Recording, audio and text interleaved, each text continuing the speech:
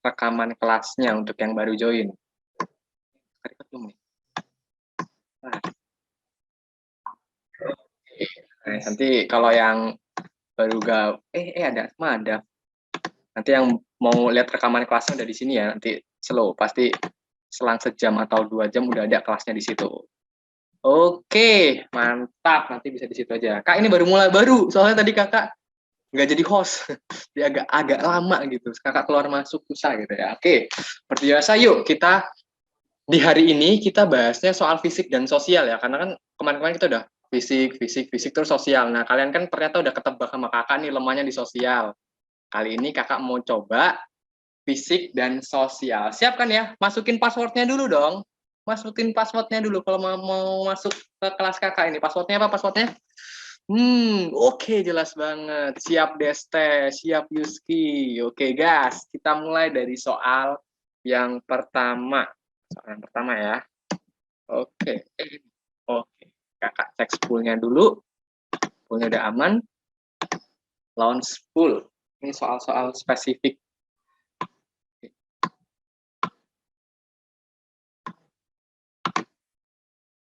Siap. Soal mod ya.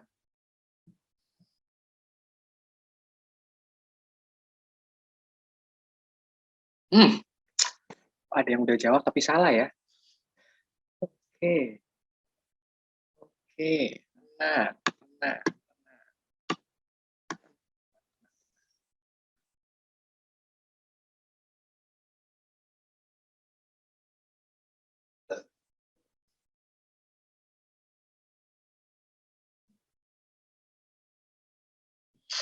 Oke, nah ini ya, kalau yang mau masuk udah nggak bisa nih, udah full kelasnya nih, aduh. Oke.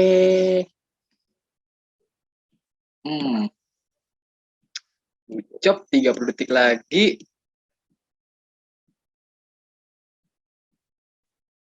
Oke, ini pasti, soal pertama pasti suara mayoritas terus. Tapi ini enggak, kayaknya agak-agak suara mayoritas, hampir-hampir. Hitung mundur ya. 5, 4, 3, 2, 1. And polling. Oke, kita lihat. Suara mayoritasnya ada di E nih. E, D, C, B, A. Oke, urutannya E 55%, D 21%, C 9%, B 1%, A 14%. Oke, apakah benar begitu? Yuk kita bahas bareng-bareng. Bukan mana? Ini mohon maaf banget nih, kelasnya udah penuh, jadi yang mau masuk lagi udah nggak bisa nih. Oke, ini masuk ke materi kependudukan ya. Ingat kemarin ilmu yang mempelajari kependudukan apa? Ilmu apa? Ilmu demografi. Nah, ini masuk ke rumpun geososial. Antro. Nah, demografi. Nah, demografi ini masuk ke dalam lapisan manusia yang masuknya ke antroposfer. Jadi beda ini. Antroposfer itu lapisan yang mengkajinya. Namun, ilmu khususnya yang khusus mempelajari penduduk itu adalah demografi. Jadi kalian jangan beranggap, Kak, itu antropologi. Hey, antropologi itu mempelajari masyarakat dan budayanya. Tapi demografi ini fokus ke kependudukan berdasarkan statistik dan data-data yang dihasilkan dari kependudukan itu sendiri. Itu bedanya. Nah, di sini di soal daerah yang masuk ke dalam 5 wilayah primer yang memiliki kepadatan. Bedain kepadatan sama jumlah penduduk ya. Apa bedanya kepadatan dengan jumlah penduduk? Ayo, ada yang tahu? Kalian ada yang sering salah kaprah di sini nih. Beranggapan, kepadatan penduduk tertinggi itu ya di itu Kak, di Cina gitu. Oke, nice. Jadi ini jelas nggak sih suaranya? Kok tadi unstable? Kepadatan tiap beberapa kilometer. Jadi kalau kepadatan itu jumlah penduduk dibagi luas wilayah. Di mana negara yang penduduknya banyak belum tentu padat. Nah, negara yang penduduknya banyak belum tentu padat. Negara dengan penduduk terpadat di Asia Tenggara, ada yang tahu? Mana negara dengan penduduk terpadat di Asia Tenggara? Yang tahu nih? Ayo.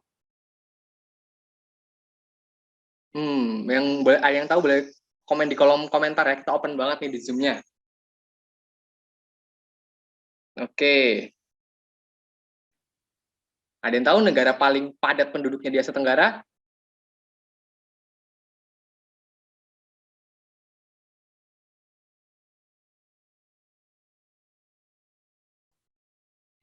Asia Tenggara nih.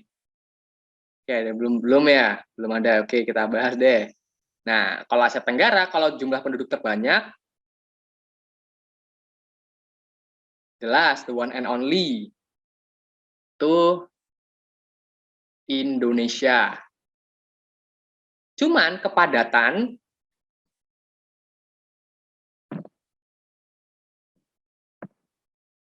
itu ada di mana coba? Di Singapura. Nah, ini nih perbedaannya.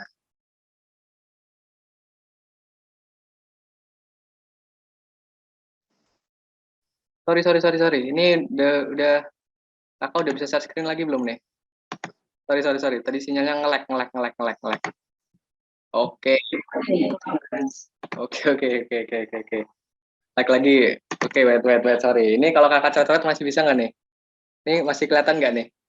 Sorry ya. Ini sinyal di rumah kakak habis ganti provider kok error ya. Oke. Udah kelihatan coretan kakak?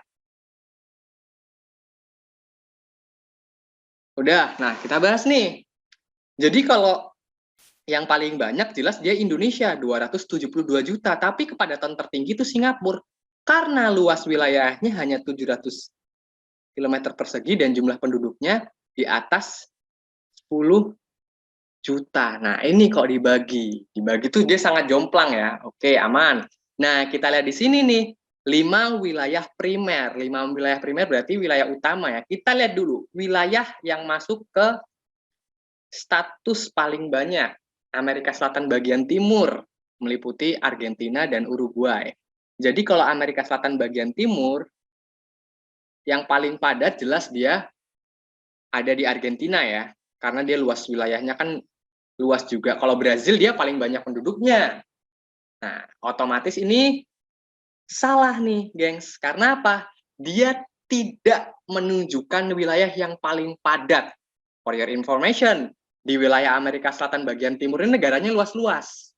Kalau sub-Sahara Afrika, ayo ada yang tahu nggak nih? Biasanya soal-soal SIMAK UI, kalau kalian yang mau daftar SIMAK UI, ini agak meluas nih materinya, gengs, kalau di geografi ini. Kalau sub-Sahara, dia tahu negara-negaranya mana aja nih? Dia ada Nigeria, dia ada Kongo, dia ada Senegal. Terus dia ada apa lagi nih? Nah ini nih dia ada Ghana. Ini adalah negara-negara yang masuk ke dalam sub-Sahara Afrika yang dilalui oleh gurun Sahara. Di sini yang paling banyak just Nigeria nih padatnya nih. Nah, jadi dia cuma satu wilayah primer. Kalau Amerika Utara, ini mohon maaf nih. No, salah. Karena Amerika Utara, dia walaupun Amerika Serikat itu negaranya luas banget, cuman walaupun penduduknya banyak banget, cuman negaranya itu luas banget. Makanya kalau dibagi dia nggak padat nih jatuhnya. Otomatis salah juga. Asia Tengah meliputi Tiongkok. Nah ini nih, Tiongkok dia number one contender dia. Nomor 1 penduduk paling banyak penduduknya. Paling banyak, bukan paling padat. Hal yang mengindikasikan soal D ini salah adalah dia ada di Mongolianya. Mongolia ini adalah negara dengan kepadatan penduduk terjarang. Luas negaranya itu di atas 2 juta, tapi penduduknya itu cuma 6 juta. Dibagi itu. Berarti dalam 1 kilometer itu terdapat 20 penduduk jatuhnya. Kalau kalian ngebayangin nggak sih kalau cuman di ranah 1 kilometer itu cuma ada 20 penduduk, gimana nih? Mau main ya sepi-sepi banget gitu. Nah, di soal ini yang paling menunjukkan dia benar adalah pertama dia ada Bangladesh. Bangladesh ini masuk top 10. Masuk 10 besar ya. Dan dia luasnya ini hanya seluas provinsi kakak, Lampung sama Sumatera Selatan dikit-dikit lah. Kebayang nggak 100 juta penduduk tinggal di wilayah yang sesempit itu. Ini udah otomatis Bangladesh benar, Pakistan dia benar, India dia punya potensi untuk menjadi negara terpadat di dunia. Jadi fix no debat, di soal yang ini adalah 55% kalian ngejawab benar. Wih, ada yang dari Sumsel nih. Siapa nih dari Sumsel nih? Wow, kita tetanggaan provinsi nih. Oke, good job banget. Good job untuk soal-soal kayak gini. Kakak tekankan lagi ya, kalau kalian mau berfokus untuk masuk SIMAK UI, kalau kalian berfokus untuk SIMAK UI, kalian wawasan geografinya itu jangan di region aja. Di sini ada yang mau masuk SIMAK UI nggak sih? Siapa aja nih yang mau masuk SIMAK UI? Yang mau masuk UI melalui ujian SIMAK UI nih, siapa aja nih? Mau nyoba aku bang. Nah, kalau kalian mau masuk SIMAK UI itu agak diperdetail lagi karena soal-soal SIMAK UI khususnya geografi dia lebih detail dari UTBK. Yang ditanyain itu kalau misalnya di demografi nih di UTBK itu dia berfokus ke Indonesia. Tapi kalau di SIMAK UI dia perbedaan penduduk antara Afrika Utara dengan Asia Tenggara itu apa? Kita bisa berbandingkan karena hots banget tuh menganalisis perbedaan penduduk di era 1970 sampai 2010 itu apa. Nah, ini lebih detailnya di SIMAK UI. UI cabang Semarang, UNES dong, kampus kakak dong. Kampus kakak dong, kampus S2 kakak. Jadi gitu ya, nanti kakak akan coba buka kelas SIMAK UI deh. Ya udah otomatis soalnya lebih gila lagi dari ini. Jadi persiapkan diri kalian aja gitu. Oke, sejauh ini bisa dipahamin antara konsep penduduk terbanyak dengan padat, pokoknya jangan dibolak-balik ya. Jangan dibolak-balik. Nah, setahu kakak, Bangladesh ini adalah negara dengan tingkat kepadatan penduduk tertinggi di dunia. Itu Bangladesh. Karena dia perbandingan antara jumlah penduduk dan luas wilayahnya itu timpang banget. Beda sama Cina. Beda sama India dan Pakistan. Kalau Indonesia masih standar lah. Gitu. Oke, sip banget, paham. Good job, ini masih soal enteng lah, enteng. Jadi kita masuk soal berikutnya. Oke, next. Ya, agak-agak mods nih. Mods ini harus memilih. Jangan buru-buru.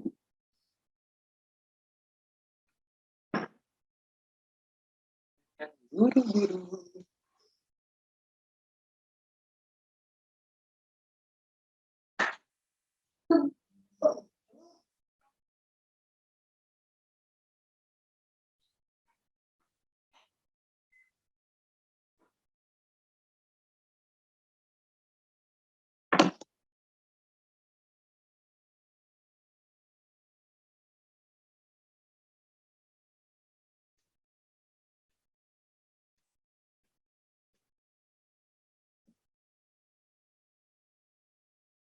Oke.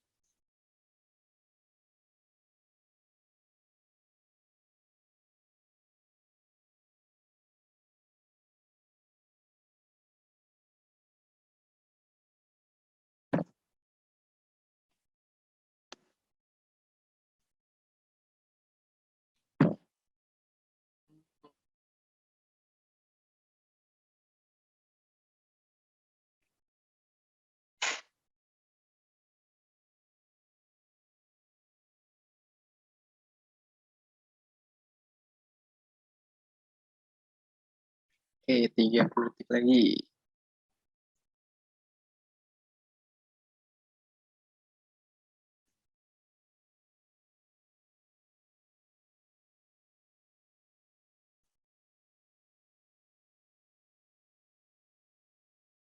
Oke, hitung mundur. 5, 4, 3, 2, 1. and Pauline. Oke, ini ada suara kebanyakan ngejawab A sama B nih. Sedikit yang ngejawab C cuma 3%, D 5%, E 3%. Yuk kita bahas dulu. Ini masuk perairan ya. Ini masuk materi.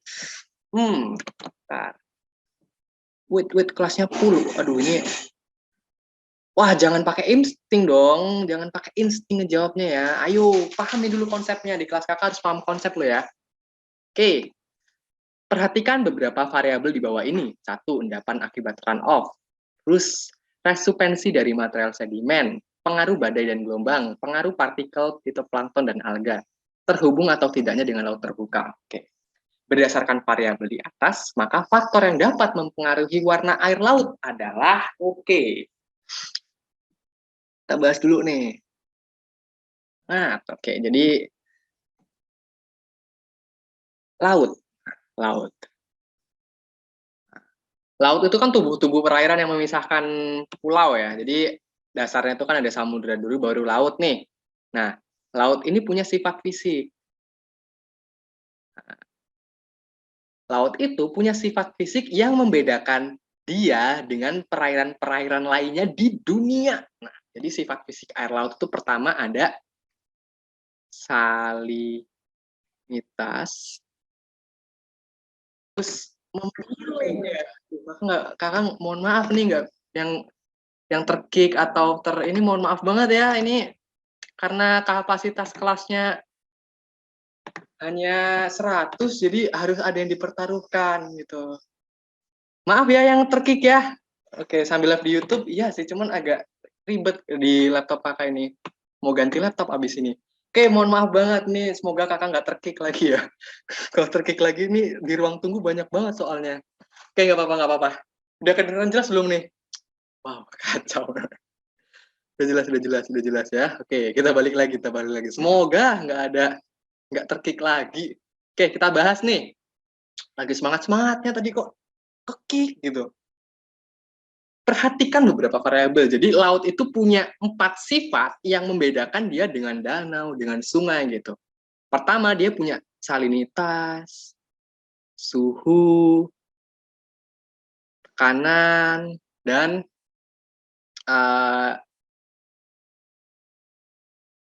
massa atau densitas ya, densitas air laut gitu. Jadi inilah yang membedakan laut itu dengan yang lainnya. Dimana kalau yang lainnya kan dia nggak punya salinitas. Kalau salinitas itu adalah kadar garam yang terkandung dalam 1 kilogram air laut. Nah, kalau kita lihat di sini, laut di soal ini nih, dia itu yang merubah warna laut nih, kalau kakak gambarin ya. Nah, ini laut nih.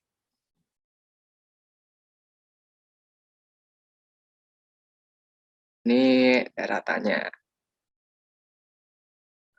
Kalau kita nanti mau fokus ke laut, nanti di laut ini kita mempelajari arus, kita mempelajari gelombang. Nah, di ini kita mempelajari sedimentasi air laut. Nah, di ini nih, di soal ini ternyata yang ditanyakan itu adalah sedimentasi. Berarti dia kan pengendapan nih. Karena kenapa dia masuk ke dalam sedimentasi? Ini nih, dia bisa merubah warna air laut. Pertama, yang bisa merubah warna air laut itu dia adalah sedimentasi dari sedimentasi apa? Ada yang tahu nih? Sedimentasi apa yang bisa merubah warna air laut?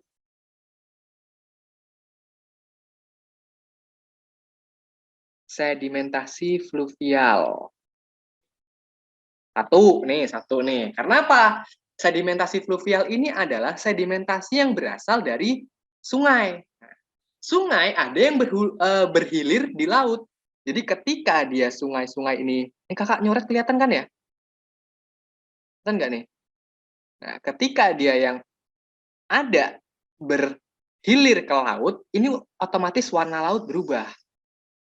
Nah, makanya kalian pernah dengar istilah laut kuning nggak? Laut kuning nggak? Laut kuning. Contohnya, contoh Laut Kuning. Nah, Laut Kuning ini karena adanya kuning lagi, sorry. Ya, ini mohon maaf ya, gengs, karena tulisan kakak di sini agak jelek soalnya penampangnya ini meja kecil gitu. Jadi,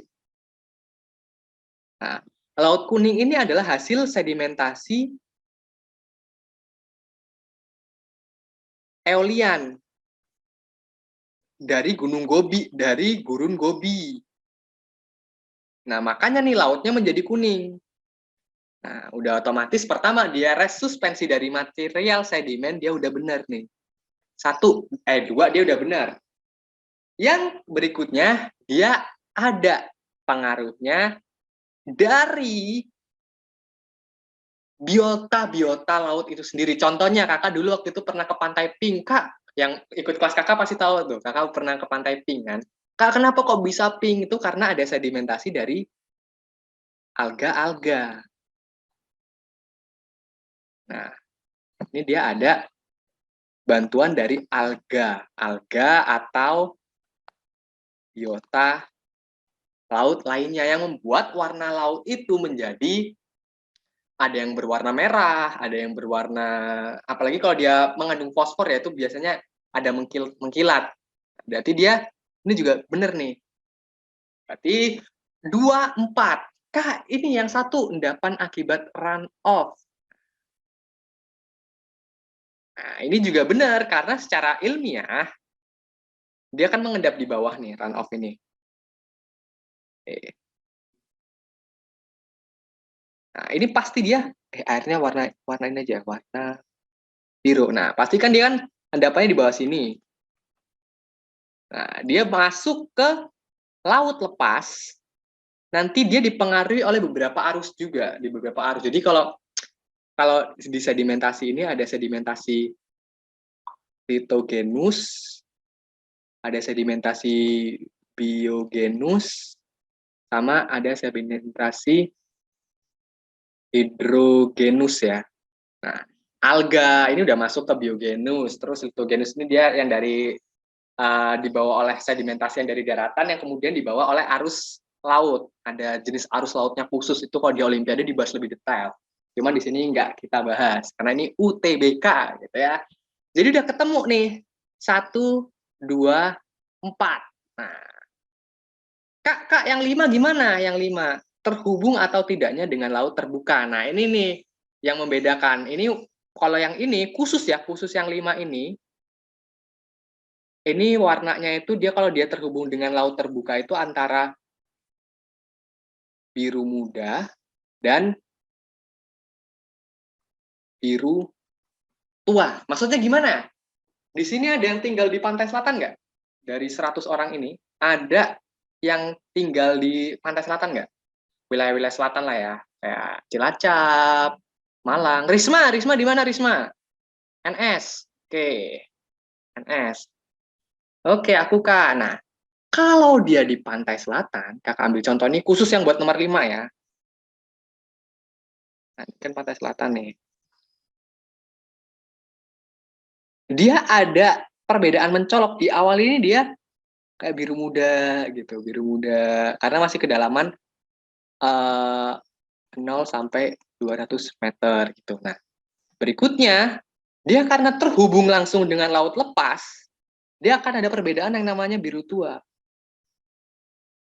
Ini nih kalau udah tua banget ini biasanya dia di atas 1000 meter ya.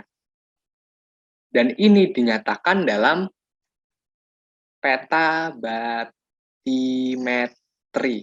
Nah, kalau peta batimetri ini adalah peta yang menunjukkan tingkat kedalaman lautan. Nah, ini nih, batimetri. Nah, ini khusus, makanya dia beda warnanya juga. This what? Oke. Jadi, udah otomatis yang benar adalah 1, 2, 4, 5. Kak, kok pengaruh badai dan gelombang nggak masuk? Karena apa? Pengaruh badai dan gelombang di sini adalah dia hanya di bagian atasnya. Khususnya kalau dia siklon ya. Kalau dia siklon, waduh ini warna putih nggak kelihatan ya. Kalau siklon, dia di sini akan ngebentuk seperti pusaran. Dia di atas permukaannya aja nih, gengs. Nggak di airnya. Dia nggak mempengaruhi warna air, begitu. Dan ini adalah fix jawaban pastinya 1, 2, 4, dan 5. Oke, banyak yang benar. Good job, good job, good job, good job. Tapi selain kalian benar itu, kalian juga harus tahu nih, ternyata di laut ini ada apa aja nih. Kenapa kok warnanya bisa berubah? Kenapa dia bisa dikatakan laut? Ingat, samudra tingkatannya itu samudra baru laut ya. Gitu. Sejauh ini bisa dipahami? Yeay, benar. Oke, oke, oke, oke. Resuspensi itu dia kayak masuk, dia kayak ada sesuatu resuspensi itu kayak ada tekanan yang masuk ke dalam wilayah-wilayah lautnya tersebut gitu. Good job, good job. Oke. Next, kita lanjut lagi nih. Lanjut lagi di soal berikutnya. Ini udah soal fisik nih. Soal iya. Ini agak sosial. Kakak harap nggak seperti kemarin ya. Kalian kemarin di sosialnya jatuh banget. Asli. Nggak tahu kenapa. Di fisik kalian udah oke-oke nih. Di sosialnya agak timpang.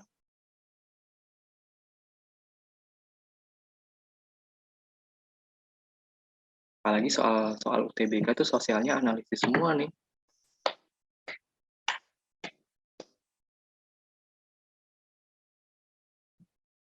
Tadi ada yang tanya Twitter kakak ya? Ya, berarti kalian tahu kelas ini dari mana nih? Kan kakak selalu nge-share-nya di Twitter. Kakak ini ya.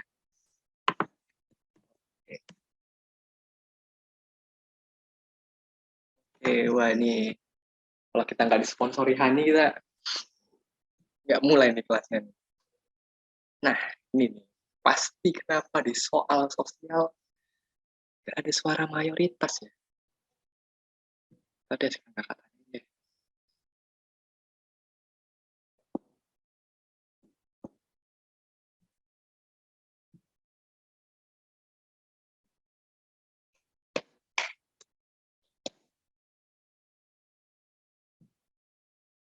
Oke, udah berapa detik?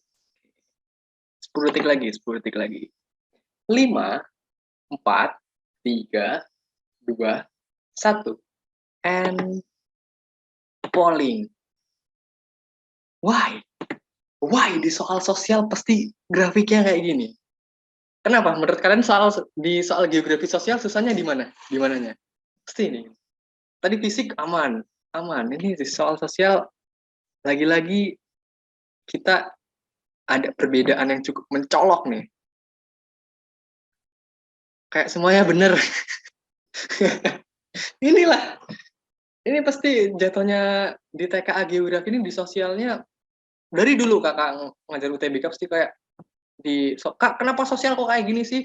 Ya itu karena sosial tuh dinamis, berubah terus, menyesuaikan perkembangan zaman gitu. Oke, udah kelihatan kan ya?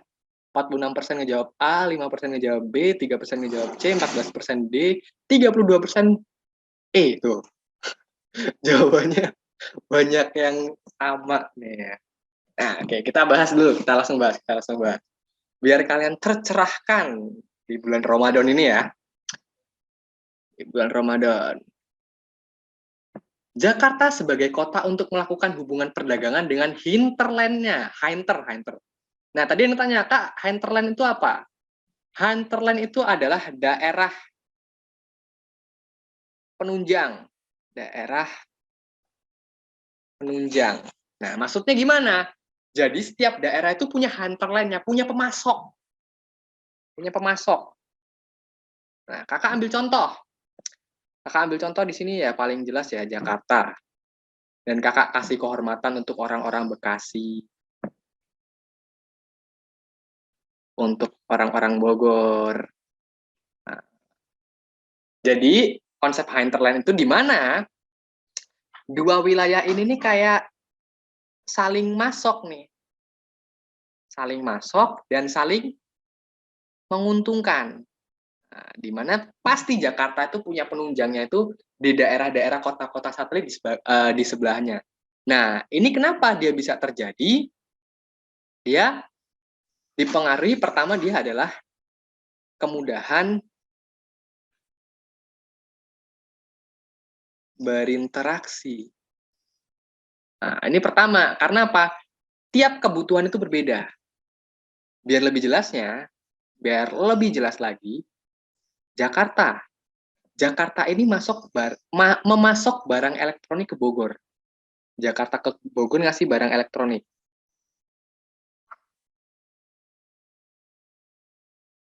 Terus ngasih pakaian. Gitu. Nah, Bogor ke Jakarta ngasih apa?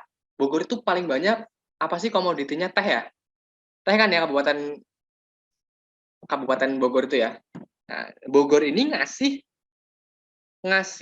teh ke Jakarta.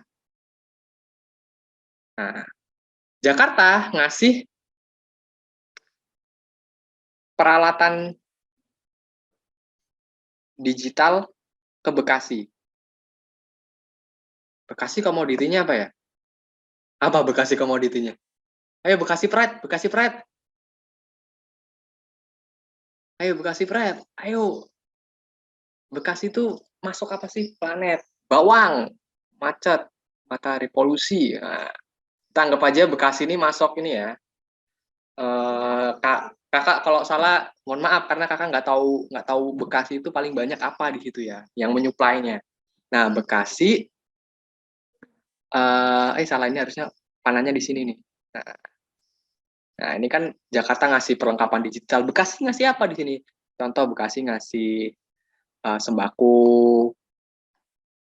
Nah ini ada yang namanya hubungan timbal balik yang saling menguntungkan ya, yang saling menguntungkan, di mana saling menunjang kan desa kota. Nah biasanya itu hinterland itu terjadi di desa kota, tetapi ada yang kota ke kota karena dia perbedaan sumber daya. Nah, kita lihat di sini, tadi kemudahan berinteraksi dia udah bener nih. Yang kedua, kemudahan untuk melakukan transportasi. Nah, barang ini kan pasti dijalanin. Barang ini kan pasti diangkut. Diangkut naik mobil, barang-barang ini ya. Nah, ini udah otomatis dia ada kemudahan transportasi di sini. Nah, ini udah benar.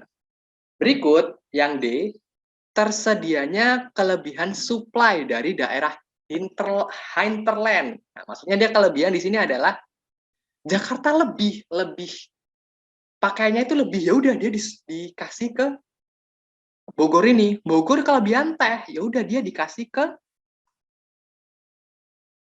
Jakarta ini. Saling simbiosis mutualisme lah kalau di biologi ya. Nah, udah otomatis benar. Sisa A sama E. Oke. A sama E nih. Kita lihat kalian pada jawab mana nih? Pada jawabannya E enggak sih? Iya, E. Oke, kita lihat. Jadi, kita lihat nih, kebutuhan barang yang sama dengan supply di daerah hinterland berkurang. Kakak ganti dulu warnanya biar nggak rancu. Di sini, kebutuhan barang yang sama itu kayak maksudnya dia adalah Jakarta butuh komoditi berupa teh. Terus Bekasi butuh komoditi berupa barang-barang elektronik, semen dan lain-lain. Dua komoditi ini sama apa beda? Teh dan semen tadi sama apa beda? Ayo. Nah, kita bermain logika ya. Beda dong? Beda. Beda. Jadi kalau kita lihat di sini adalah kebutuhan barang yang sama ini, mohon maaf, no, dia nggak masuk ke dalam bentuk interaksi dari zona hinterlandnya ini. Nah, masuk karena kebutuhan barang itu berbeda. Jakarta butuh produksi-produksi pertanian, Bogor butuh produksi-produksi dari tekstil, elektronik dan sebagainya. Ini supply dari daerah hinterland berkurang, ini akan mendorong yang nanti yang namanya intervensi dari wilayah lain gitu. Nah, inilah semumetnya soal sosial ya. Karena kalian tadi bilang banyak, jawaban hampir benar. Nah, ini mayoritas ngejawab A. Mohon maaf, kalian tereliminasi di sini. Oke, kan tereliminasi. Jadi fix jawaban yang benar adalah dia E. Oke. Wow.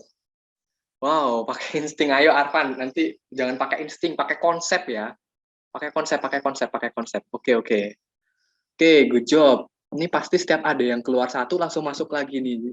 Aduh, ini rebut-rebutan nunggu nih. Kasian yang udah nunggu nih. Tapi ya mau gimana ya, karena maksimalnya 100 orang ya, mohon maaf nih. Oke. Oh, kecuali ya? Iya dong. Ini kan harus dibaca kecualinya. Ini nih Rahel nih. Ayo, ayo semangat, ayo. Fokus, fokus, fokus, fokus, fokus.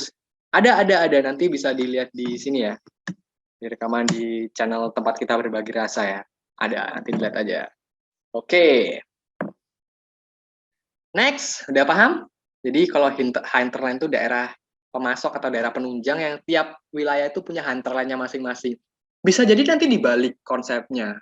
Makassar dengan daerah hinterlandnya. Terus Medan dengan daerah hinterlandnya. Nah, nanti setahu karakteristik kalian, yang penting kalian udah tahu konsepnya. Gitu. Oke, good job. Lanjut, kita di soal berikutnya. Wow, ini juga. Ini di tahun 2018, 2019 ini lingkungan ini sering banget keluar. Nggak tahu kenapa. Pasti ada trend-trendnya.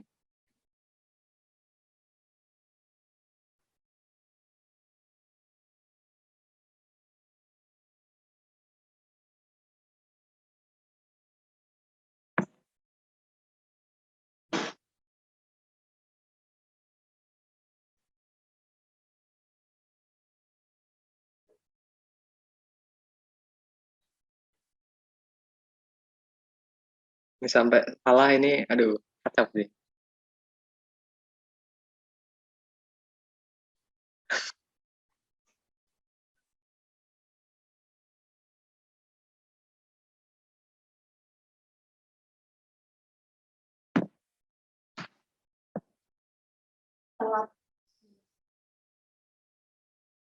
Oke, oke.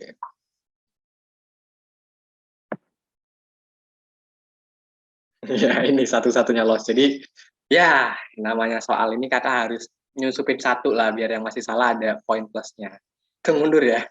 5, 4, 3, 2, 1. Ada soal hiburannya lah ya. Jadi kalian nggak pusing-pusing banget gitu lah. Oke. Anjir, jangan spoiler we gitu. Ini open mic-nya nggak di open lagi. Jadi nggak bisa nih. Kakak udah kayak diktator ya. Nggak di open gitu. Kita bahas, kita bahas. Pemerintah Indonesia mewajibkan setiap pembangunan sarana publik melaksanakan mengenai analisis dampak lingkungan, AMDAL. Salah satu manfaat AMDAL di sini adalah, AMDAL kan dari lingkungan nih. Manfaat sama latar belakang. Ini kakak mau ngejelasin. Oke.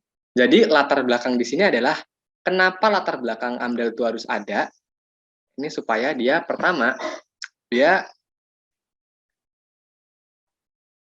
ada suatu keputusan.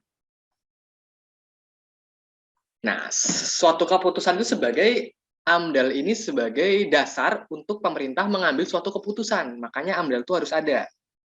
Nah, yang kedua di sini adalah transparansi.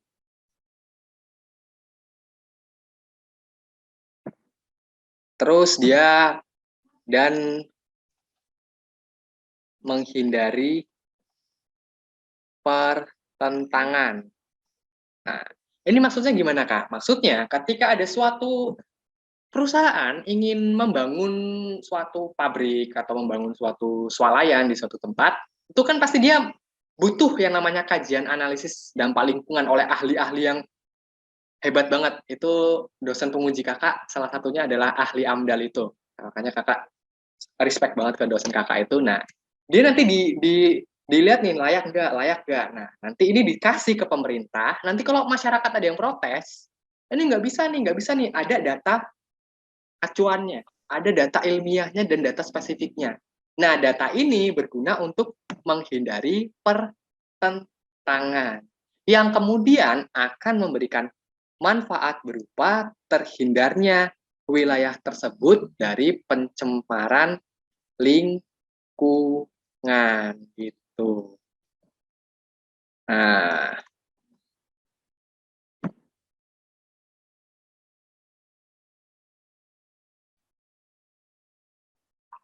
ini udah otomatis 99% benar, tapi masih ada satu tadi yang salah. Ayo, siapa itu?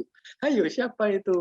Oke, good job. Ini soal yang paling paling mudah ya, paling mudah. Oke, no problem, no problem. Yoi, kita pindah lagi ke soal berikutnya.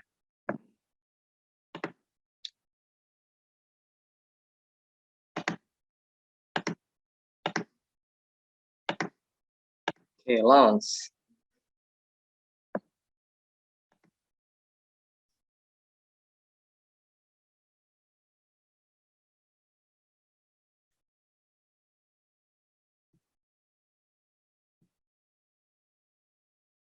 Oke. Ingat, jangan terburu-buru. Ini udah masuk soal fisik lagi nih. Fisik beda sama sosial lo ya.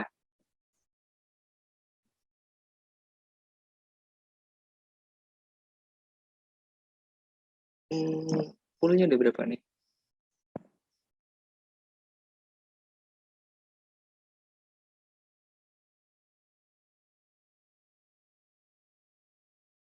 Poolnya udah berapa sih? Oke, kok ini kok banyak suara? Wah, gak ada suara mayoritas.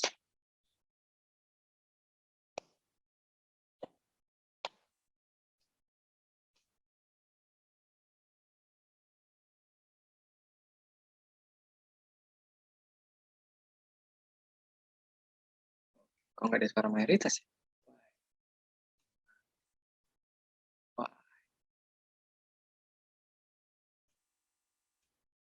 oke. Itu mundur. 5, 4, 3, 2, 1. And polling. Tumben soal fisik kok. Aduh, ini kok harus benar-benar kalian nih. Matengin konsep banget ini ya.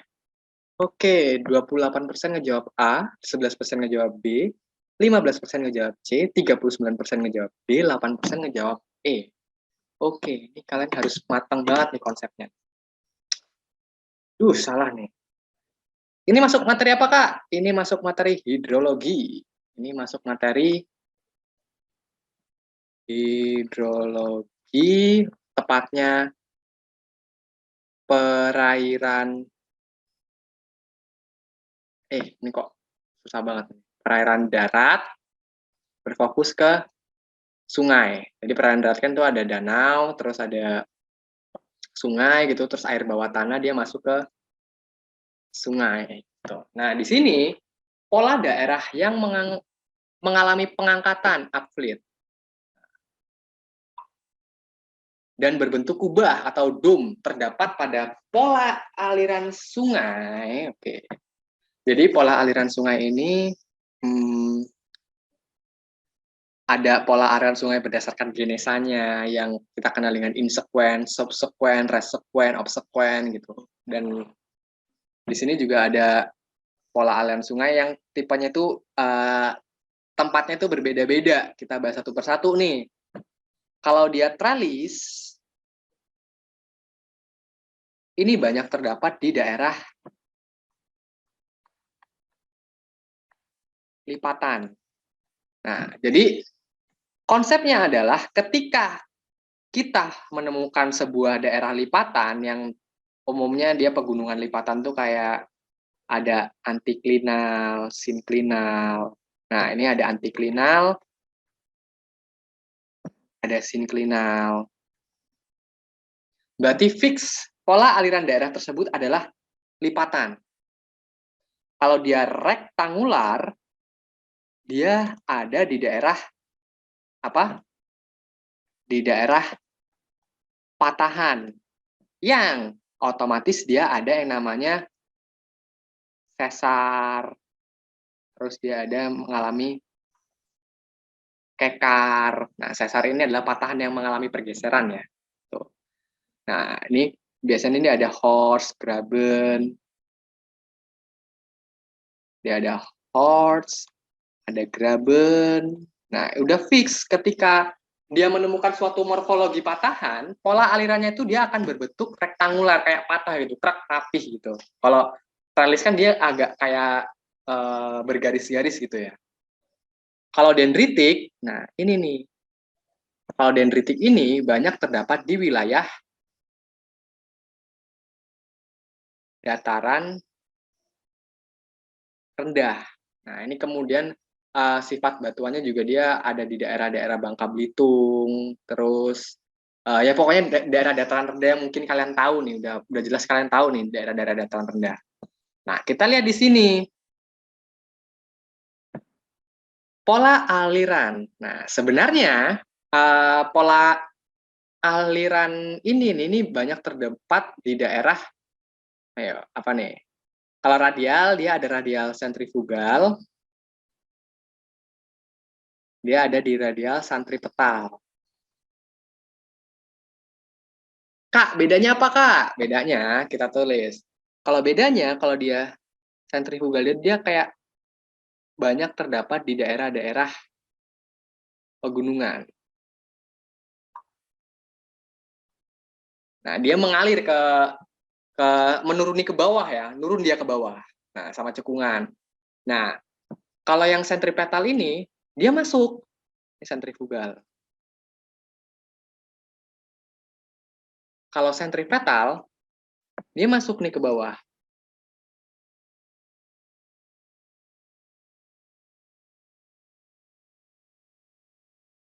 Oke, ini sentripetal.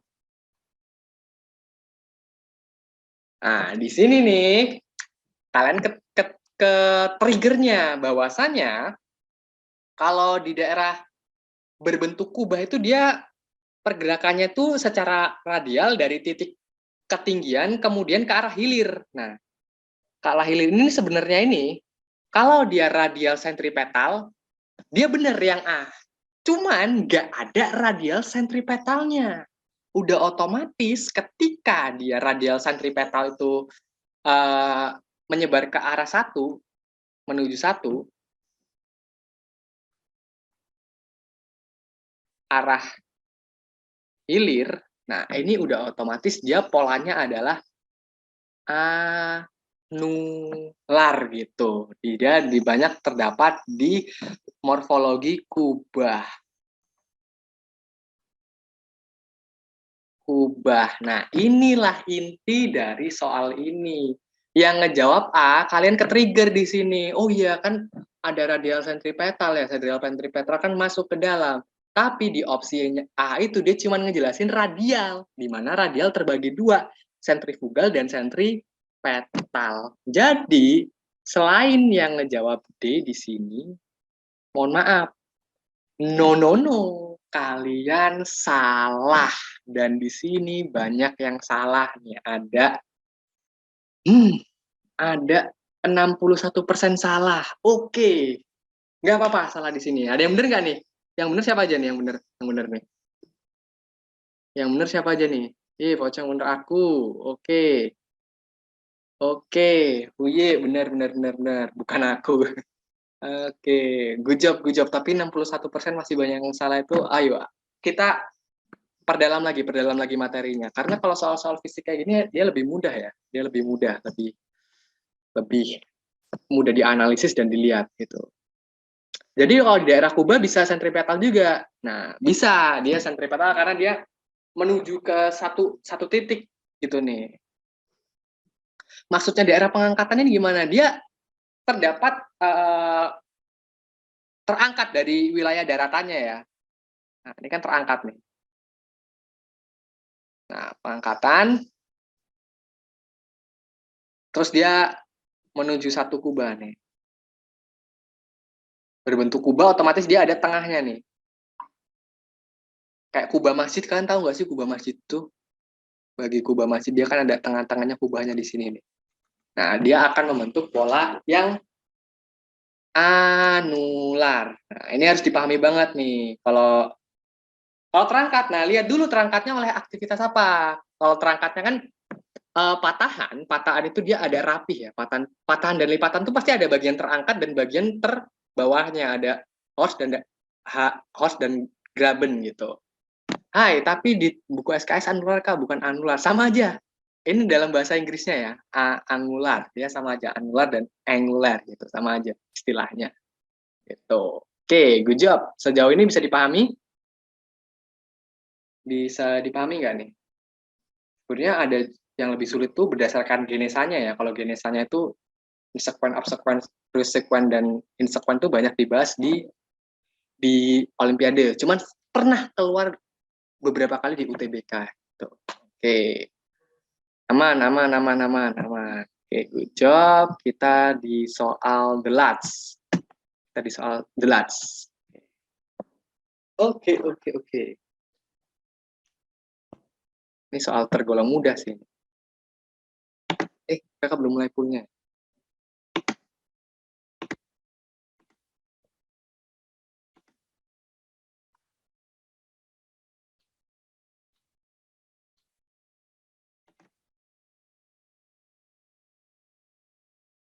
Oke, oke, oke, oke.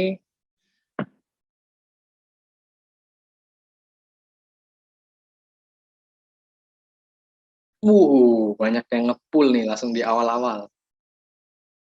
Mantap, mantap, mantap, mantap.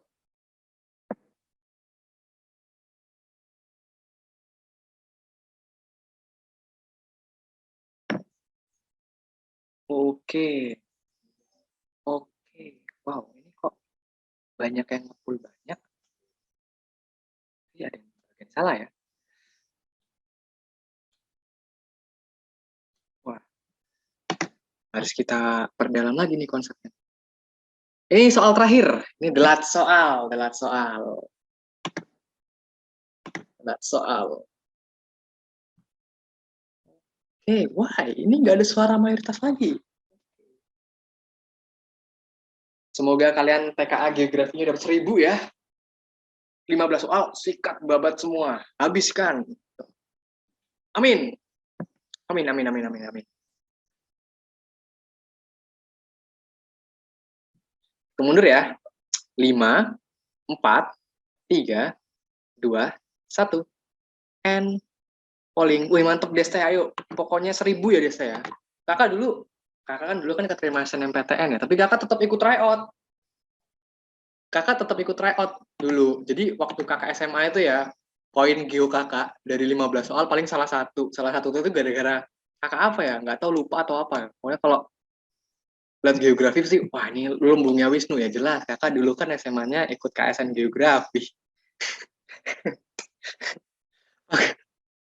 Oke, jadi kakak kan dulu SMA-nya kan KSN Geografi, terus kuliahnya di Pendidikan Geografi Unila, salah satu PTN di Lampung. Terus S2-nya Geografi lagi di UNES, jadi kayak, wah, geografi itu udah jadi hidupku ya. This is my life. Dan kakak juga ngelatih Olimpiade tuh, wah itu lebih berat soal-soalnya dari ini. Lebih berat. Udah kayak, aduh. Karena kakak sering jalan-jalan juga sih, makanya kakak seru di geografi gitu. Dari dulu. Udah kejebak, bukan kejebak sih, kakak juga suka dulu. Dari awal suka itulah. Gitu. Nah, ini nih yang harus kalian kakak tularkan ke kalian gitu. Kakak dulu sejarahnya juga oke. Sejarahnya tuh kakak dari 15 soal kalau lagi try itu salah 2 atau salah 3 gitu. Kakak kecilnya dulu di ekonomi. Di ekonomi sama matematika dasar. Dulu kan tahun kakak ada matematika dasar, susah banget tuh anjir gila. TKA kakak masih lumayan. Oke, paham ya? Kalian ada matematika dasar nggak sih? Wow, matematika dasar jelas. Kakak nembak gitu. Oke, kita bahas. Tapi tahun kalian nggak ada matematika dasar ya? Bersyukurlah kalian nggak ada madasnya. Gila banget itu kalau masih ada madas tuh, pusing kalian. Kacau itu. Yuk kita bahas. Seorang peneliti melakukan observasi dan diperoleh data relief perbukitan struktur batuan berlapis. Banyak mengalami erosi sehingga struktur asli tidak tampak lagi. Nah, ini pertama. Dia struktur batuan berlapis, dia udah otomatis dia wilayah apa nih? Ayo, dia udah otomatis wilayah apa nih? Yang awal ikut kelas kakak nih. Dia wilayah apa?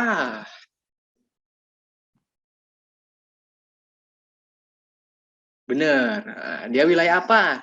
Dia wilayah kalau struktur berlapis itu dia lipatan. Diingat-ingat konsepnya. Nah, di sini banyak mengalami erosi sehingga struktur asli tidak tampak lagi. Nah, erosi itu kan dia erosi ya. Dia erosi itu biasa disebabkan oleh angin, dia disebabkan oleh air, dia bisa disebabkan oleh laut yang kita kenal dengan abrasi. Nah, kita lihat nih, berarti dia udah terkena dampak erosinya nih. Nih wilayah-wilayah ini udah kena erosi semua nih. Si erosi sehingga dia akan menjadi seperti ini. Nah, ini kan berbeda nih dari atas sampai bawah. Oke, kita lihat. Kalau dia yang A, struktural, struktural ini dia bentang alam yang beragam. Dia mulai dari patahan, lipatan, dan dia juga ada yang namanya ada sebagian ada yang vulkanik ya, tapi ada beberapa yang nggak vulkanik juga. Nah, struktural ini dia konsepnya ada patahan dan lipatan. Nah, di soal ini dia cuma ada lipatannya aja karena struktur berlapis. Mohon maaf, yang ngejawab A, walaupun kalian banyak yang ngejawab A, kalian no, kalian salah.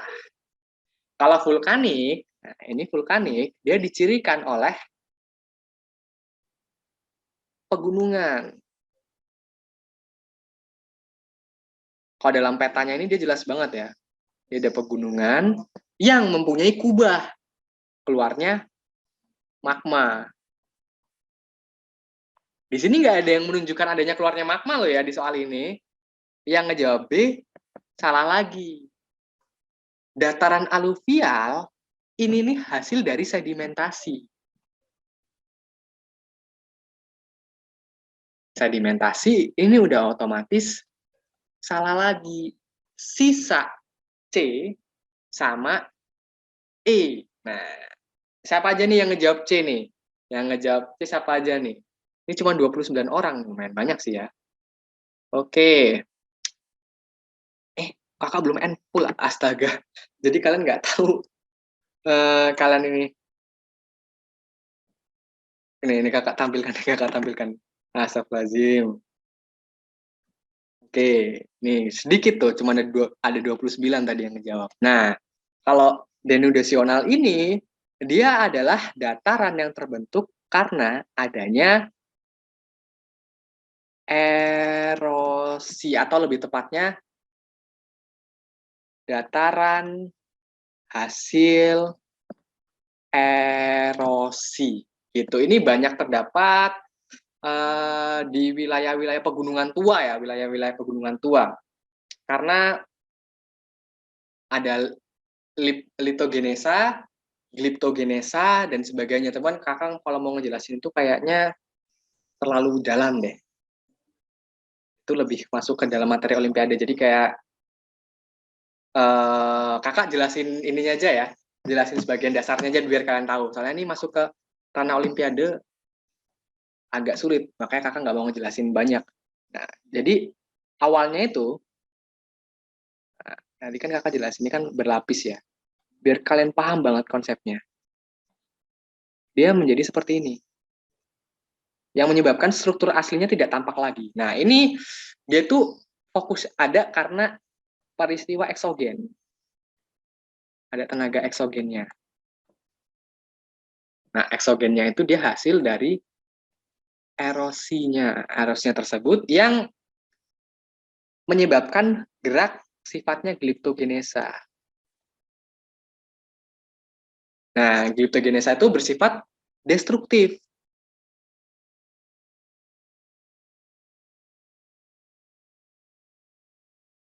Nah, destruktif ini merusak sifat aslinya dari tadi yang asli. Asli lagi. Salah dong. Kayak, nah ini kakak ibaratin dulu ya. Dulu dia masih asli. Terus sekarang dia udah tererosi. Nah, hal inilah yang menyebabkan namanya pemerataan pegunungan yang kemudian menjadi cikal bakal bentang alam denudasional. Ini menjadi cikal bakal bentang alam denudasional. Sejauh ini bisa dipahami? Oke, perasaan soal di Inten nggak sesusah ini ya, Bang. Gimana ya? Paham. Jadi mohon maaf ya, ini ada yang join baru pertama kali join kelas kakak nggak nih? Karena kakak selalu menekankan harus bener-bener ya, kakak nggak mau setengah-tengah gitu. Kayak percuma ya kakak ngejelasin soal mudah, nanti di UTBK tiba-tiba keluarnya soal yang mods dan host. Jadi kayak kalian terbiasa ngerjain soal mudah, dikasih soal susah bingung. Nah, mending kakak kasih soal susah sekalian. Biar kalian tahu konsepnya, bisa dijabarin. Ketika kalian dapat soal susah ya bisa kejawab, dapat soal mudah ya enteng banget gitu. Makanya kalau kalian jawab, wah buset nih kelasnya Kak Wisnu soalnya gila-gila nih. Mohon maaf, kakak dari dulu seperti itu gitu. Dari kakak masih menjadi salah satu pionir di salah satu platform ya, platform gitu. Oke, gitu. Jadi ya minggu depan kita bahas lagi dengan soal-soal yang harus paham konsep gitu. Sejauh ini ada yang ingin ditanyakan nggak nih? Ada yang ditanyakan gini? Boleh bertanyakan. Ya ilah, Bang. Kak, kapan kelas lagi? Bisa jadi Jumat besok ya, Jumat besok. Kalau enggak Sabtu Minggu lah pokoknya gitu. Menjelang UTBK kita akan sering kelas. Dan kalau nanti udah selesai UTBK, bagi kalian yang berminat masuk SIMAK UI, boleh nanti. Oke, yang agak bingung dan belum mendapatkan konsep, kalian nanti lihat rekamannya di sini aja ya. Banyak banget rekaman kelas kakak dari awal yang ngebahas konsep. Kakak mulai kelas gratis ini dari Februari. Jadi nanti bisa dilihat di situ aja. Nanti kalian lihat, simak baik-baik, nanti pas latihan soal akan bener lagi gitu. Nah, di akhir penutup ini yuk, mari kita bersama-sama kalian tulis prodi kalian, mau masuk di prodi apa, PTN mana, kita aminkan bareng-bareng gitu. Kita aminkan bareng-bareng supaya doa kita diijabah gitu. Eva UI, yuk aminkan bareng-bareng, kita sama-sama amin ya. Biasanya doa yang diaminkan banyak orang diijabah. Oke, kita tulis Eva Undip, kriminolog, amin. Eva Ilkom Unair. Oke, doain. Oke, amin, kakak aminkan terus. Pokoknya yang khususnya yang beragama Islam, kencengin tahajudnya gitu. FIEB, psikologi, amin. Yuk kencengin, mulai dari sekarang Mei, bentar lagi kita kencengin doa. Kalian belajar udah, maksimal udah, baru dibantu dengan doa. Kalian jangan sombong ya pokoknya. Jangan sepelekan kekuatan doa gitu. Oke, amin. Ayo Rahel, semangat nih. Rajin sekolah minggu juga nih Rahel nih harus. Akuntansi Unri. Pokoknya minta doanya kenceng-kenceng ya. Belajarnya juga maksimal. Oke, kita aminkan bersama-sama. Semoga kalian diterima di prodi impian kalian masing-masing. Dan PTN kalian masing-masing. Tetap usaha. Amin. Oke, thank you banget. Kalian udah gabung. Mohon maaf banget ya yang tadi udah mau join tapi nggak bisa. Mohon maaf banget karena kapasitas kelas ini cuma 100. Jadi di awal-awal tuh banyak banget yang nggak bisa masuk. Kakak pun nggak bisa masuk gara-gara tadi gangguan gitu. Oke, thank you. Selamat beristirahat semua. Sampai jumpa di kelas kakak berikutnya.